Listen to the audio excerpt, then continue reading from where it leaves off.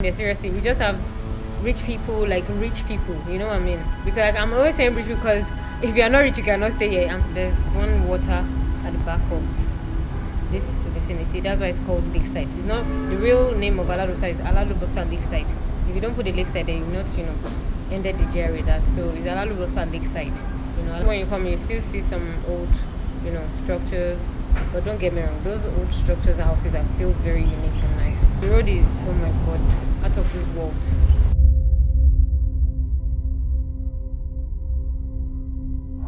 Hi, orúkọ mi ni Damila Salami.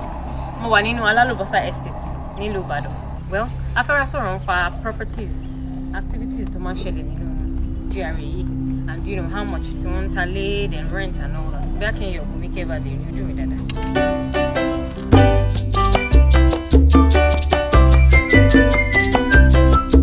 Welcome back. If you are new on this channel, let's subscribe to the Abinibi up on YouTube. It's one of the best GRA in Ibadan, to be candid. It's atmosphere friendly.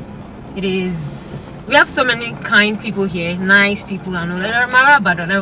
We're very good people and all that. So we have important class here, like the senators, important personalities. We have senators here that build their houses here. We have honorables, we have commissioners, we have even young women, young guys that just have their own businesses that is really booming and all that. Because to be candid, Alalubosa is very expensive. Even me, I stay here actually, but don't go there. Don't be me now, anyways. So it's just a nice place to to want to have your house, to want to start a family. If you have the cash, you know what I mean. Alalubosa is actually close to Yagoku police station. If you know Yagoku police station very well, it's also close to Alaafin. This big Alaafin market in Ibadan. Yes, it's close to that place. It's also close to Dugbe. Where we have this cocoa house, this tallest building in Ibadan, like that. Then it's also close to the railway station. Railway, as in you even hear the noise when you're even maybe this season, this time of the season in Ibadan. There's Magbo train to Nkoja, so you can easily hear. It's a very nice place to be. Makparo is a very beautiful place to have your home, to start a family, to live in. It's just like your peace abode. We can actually compare Alalubosa to so many places in Ibadan. I mean, very nice places like Bodija, like Jericho, like Oluyole Estate, like there's a place in Bashoron, so many nice places in Ibadan, to be candid, but of course Alalubosa is still my own number one GRA and all that. Then we can also compare it to some places in Lagos, very reserved area in Lagos, like Ikoyi, like Lekki, and then again, before I go off, like Abuja, Maitama, Asokoro, don't get me wrong, like seriously, that's how Alalubosa is. Anyways. So, she only hero class kankan tó ń gbé Alalubosa. All classes actually stay here. But most definitely, Tolo, to be candid, Tolo, Gombe senators, and politicians, what's it called? Some actors, we have them here. We have some business moguls, oh my god, that actually stays here and all that. Even in Lagos sometimes used to come here after arrest and all that. And at the moment, we even have we don't know where exactly he is at the moment, but he will be inside Alalubosa, We just have good people around here, seriously. We just have rich people, like rich people, you know what I mean? Because I'm always saying rich because if you are not rich, you cannot stay here. I'm sorry to say, and I'm not trying to badmouth anyone, but that's just it.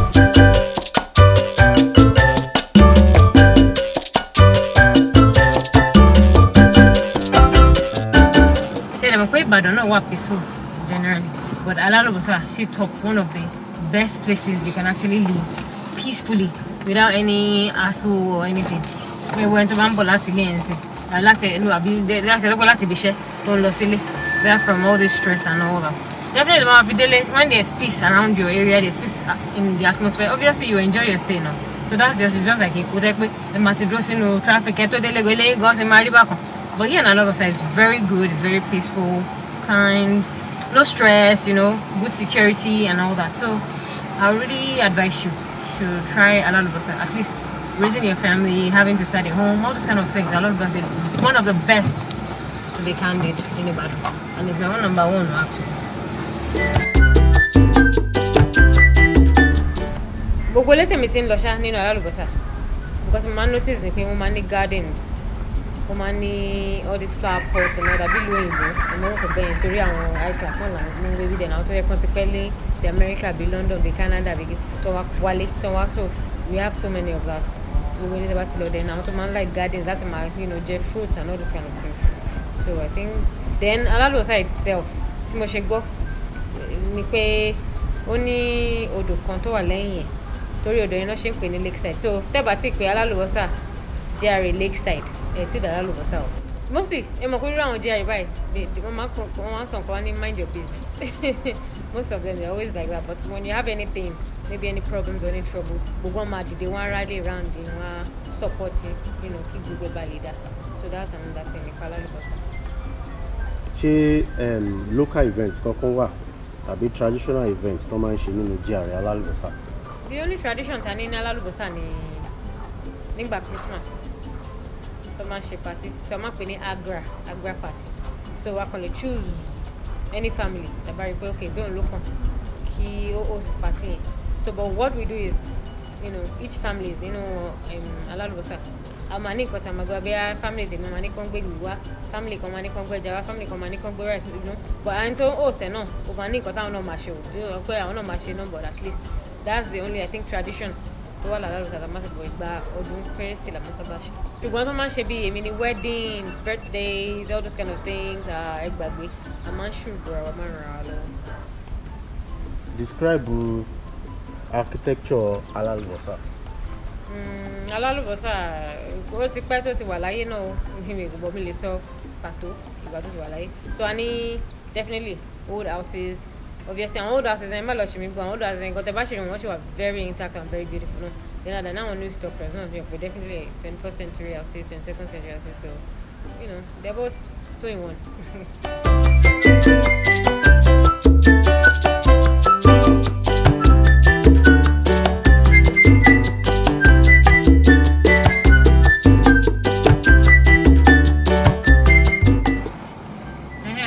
Parents ní Alalubosa in Ibadan. Well, we cannot really compare it with Lagos, Abuja, but for the boys and everything. But anyways, Alalubosa's room rents, the one I have an idea of, she will start from 1.3, 1.2 million like that. I know it got down to Losoke, yes, so most of the landlords don't open so the last time I actually heard about it is between 1.2 to 1.5 million. The rents. When you go on there, but but at least you're in a safe zone and all that. So that's what I know for now. Going to more about at least compared to places in Ibadan, àwọn bolo lè fi Alalubosa wé ní Ibadan. For the now, kí n má parọ́, kò sí bí kankan tó dàbí Alalubosa in Ibadan. Alalubosa is actually number one. To be candid, Alalubosa is actually number one GRA. And all that, so I wouldn't want to say what I don't know. Àwọn bọ́lá lè fi Alalubosa wé ní country. Okay, ẹ jẹ́ ká wo Èkó. Bí Ikoyi Lekki, of course, we can actually, if Alalubosa would be Ikoyi Lekki, Victoria Island, BGC sef, a lè fi Alalubosa gan wo BGC because gbogbo ti jọ ń jọra wọn báyìí nínú owó lé gbogbo ti jọ ń jọra wọn and it's actually a nice place as well. Yeah, àwọn places we mentioned Lagos. Then tẹ́ bá máa lọ further bẹ́ẹ̀ Abuja. But the only thing I could really say much about is Prince and Princess. So Abuja is just like Alalubosa GRA in Ibadan, Then maybe Maitama. Because almost same house, the same kind of plan, no journey and all that. So those are the few places that I think I've been to that I know. Totally jọra wọn pẹ̀lú Alalubosa ní Ibadan. Kí wá ní range ilẹ̀ a plot of land ní gbogbo àdúgbò yìí? Ní ìgbà tí mo gbọ́n pẹ̀ last, it was around 60 to 80 million. But now, tí gbogbo ẹ ti lọ sókè, ó lè kó máa wọ bí 100 to 120. Tí ó bá ti wọ 150 gan bá ṣe sọ̀rọ̀. So that's basically what I know now about the rent, about the buying of plots and all that. So. Kí ni ìpèníjà tí àwọn tó ń gbé inú GRA yìí máa ń kojú? Títì wo ò dáa rárá. kò ṣe gbogbo ẹ̀ náà ó ní àwọn bí pàtó tí ò wọ̀ òkè wọ́n tẹ́bá láti ẹnu gate wa débì kan wọ́n tà dáadáa tí gọ́ọ̀mẹ̀ntì ṣe dáadáa but tẹ́bá tó wá débì kan tó máa wọnú ọ̀dọ̀ àwọn ọ̀dọ̀ bí ẹlòmíì báyìí wọ́n táì so títì yẹn lásán máa ń fa especially nígbà òjò wọ́n máa ní serious difficulties and problems and all that so títì yẹn gangan ni wàhálà wa. Kí ni nǹkan tí o lè sọ nípa àwọn tó bá ṣẹ̀fẹ̀ wá sí inú Alalubosa? The only thing tí mo lè sọ nípa àwọn tí wọ́n máa fẹ́ wá ní Alalubosa ni pé àbí tó fẹ́ wá máa gbé ní Alalubosa àbí tó fẹ́ wá bẹ̀rẹ̀ family àbí tó fẹ́ wá kọ́lé tẹ́ bá ti ní patient tẹ́ wà humble tẹ́ ẹ̀dẹ̀ ní negative mind nípa ibi tẹ́ ń bọ̀ so just have positive thinking tẹ́ bá ti ń bọ̀ ní Alalubosa and just be happy mo ti gbogbo ẹ̀sọ́ tẹ́lẹ̀ pé tẹ́ bá ti wọ ní Alalubosa kẹ́ máa gbé problem bọ̀ ó dẹ̀ kọ́ ló ń gbé ní Alalubosa ọ̀gbọ̀n kò ṣókè nìkan ló ń gbé tẹ́ bá ṣe ń gbé problem yìí bọ̀ báyìí gbogbo ẹ̀ máa solve because there is peace. The need is Alalubosa GRA. If you're not friendly, I'm telling you cannot meet anybody. Because every one of them are like high class. But when they say that you are like humble and all that, you can go anywhere and any length in Alalubosa. I think that's just it. Just always be positive about wherever you want to live. Wherever you want to move to. And that's just what I can say for now. Nothing more. Tí ẹ bá rò pé fídíò yìí wà informative enough, ẹ jọ̀wọ́ ẹ bá mi subscribe sórí ìkànnì yìí. Yorùbá pọ́nbélé ni wá. A máa rán wa létí ibi tá a ti ń bọ̀, ibi tá a dé àti ibi tá a lọ gẹ́gẹ́ bí ojúlówó Yorùbá. Kí ìtàn Yorùbá ògidì má sì bàa parun la fi dá ìkànnì sílẹ̀. A máa ń lọ káàkiri gbogbo orígun mẹ́rin ilẹ̀ Yorùbá náà.